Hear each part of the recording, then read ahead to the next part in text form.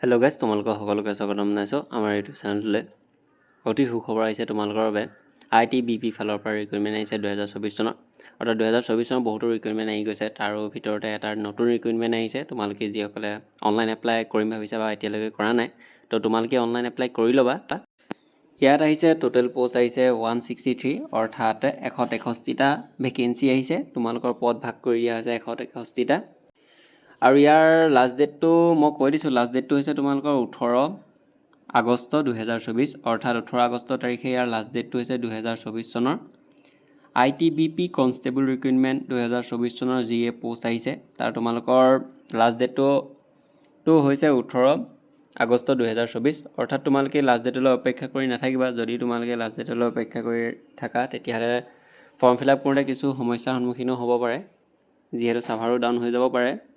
তো সেয়ে তোমালোকে যিসকলে অনলাইন এপ্লাই কৰিম ভাবিছা, তো তেতিয়া তোমালোকে অতি সোনকালে online form fill up apply কৰি ল'বা। যিয়ে পষ্ট আহিছে ITBP কনষ্টেবল ৰিকুইৰমেণ্ট 2024 2024 চনৰ।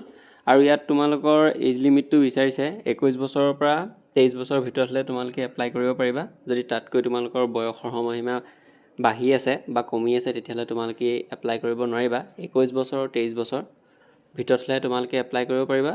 আৰু কেটেগৰী ৱাইজ এজ ৰিলেক্সেশ্যন আছে, সেইটো তোমালোকে জানাই।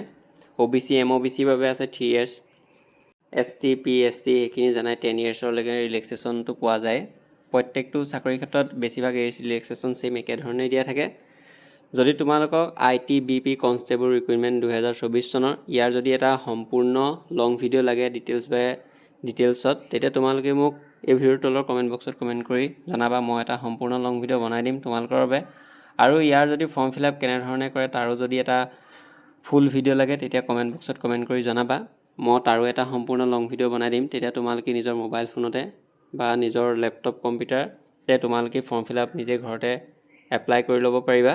তো এইখিনি আছিল ভিডিঅ'টো, ITBP ফালৰ পৰা অহা আপডেট 2024 চনৰ। তো ধন্যবাদ।